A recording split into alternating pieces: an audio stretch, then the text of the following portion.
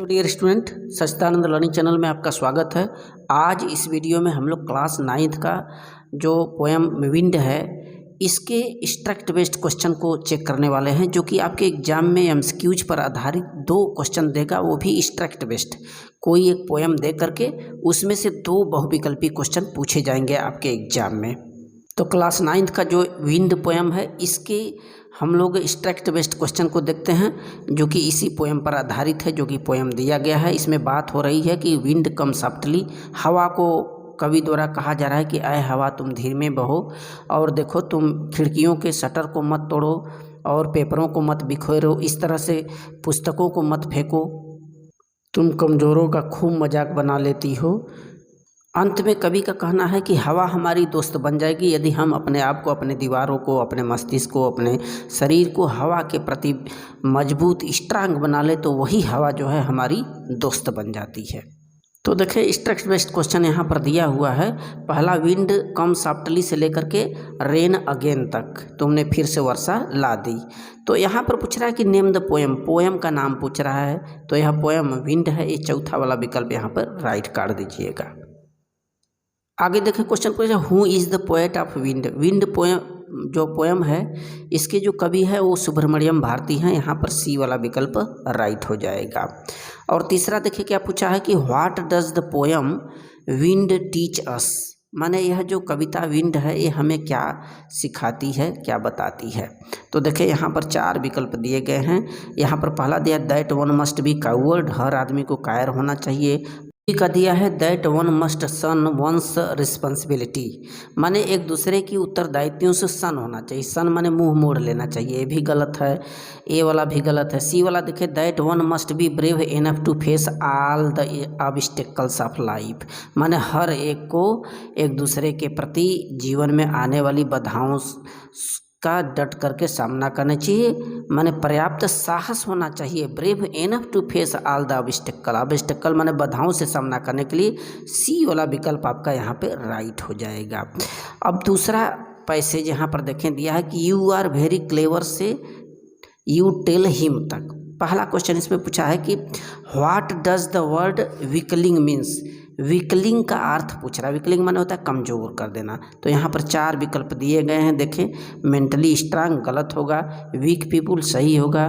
तो यहाँ पे बी वाला विकल्प राइट हो जाएगा आपका, वीकलिंग का मतलब। देखें नेक्स्ट है, अगला क्वेश्चन पूछा कि what is the tone of the poet in the stanza, माने कवि का क्या स्वर है इन पंक्तियों में। सैड है, हाँ, उदासी तो है, दुखी तो है। कवि क्रिटिकल है, बहुत नाजुक है, ये भी सही है, बी वाला यानी सी वाला विकल्प आपका राइट होगा। इसके बाद अगला पूछा है कि whom does the wind make fun of according to the poet, यानी हवा किसका मजाक बना लेती है।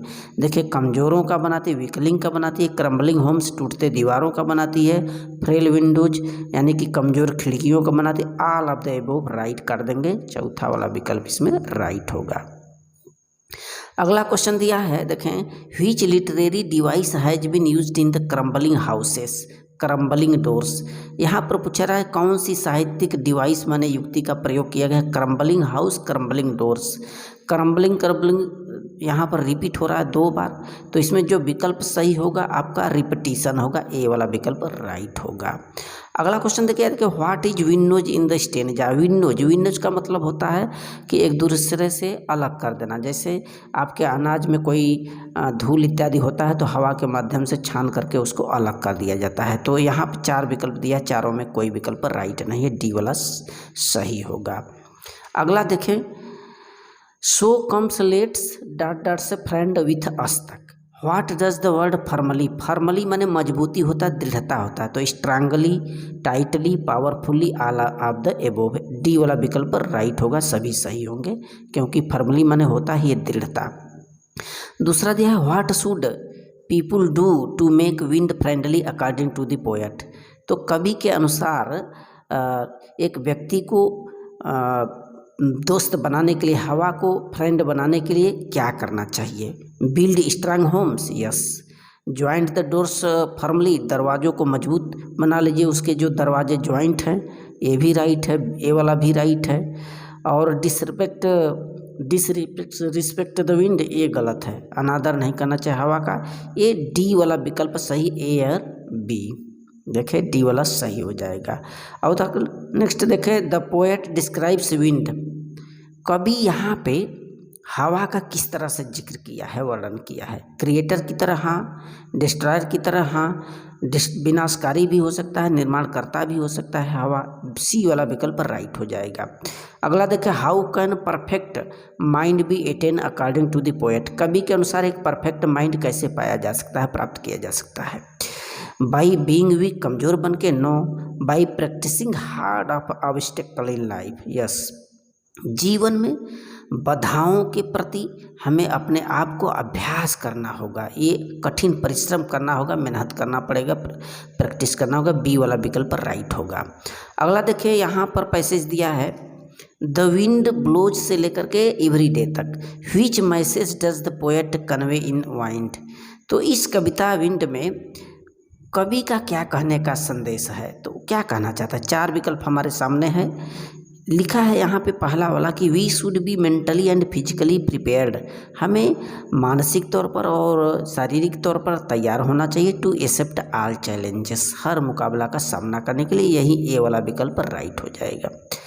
और देखिए second question, which literary device has been used in the weak fires, weak fire में कौन सी साहित्यिक डिवाइस का प्रयोग किया गया है, तो देखें वीक माने कमज़ोर होता है, और फायर किसका प्रतीक है, फायर स्ट्रांग का प्रतीक है, एक प्रज्वलनशीलता का प्रतीक है, यानी यहाँ पर एक विरोधाभास अलंकार प्रतीत हो रहा है, ऑक्सीमोरॉन उसको कहते हैं इंग्लिश में, डी वाला विकल्प राइट हो जाएगा। Who flourish in the strong wind, माने एक मजबूत हवा में कौन और तेजी से धधकने लगता है, देखें तो स्ट्रांग एंड डिटरमाइंड पीपुल, हाँ यही ए वाला विकल्प राइट है, बाकी से यहाँ पर गलत हो जाएंगे। अगला देखिए, who is he in the stanza, he किसके लिए जिक्र किया है, जो कवि है, तो ही का जिक्र यहाँ पे विंड के लिए किया गया है, हवा के लिए किया गया है। So thanks.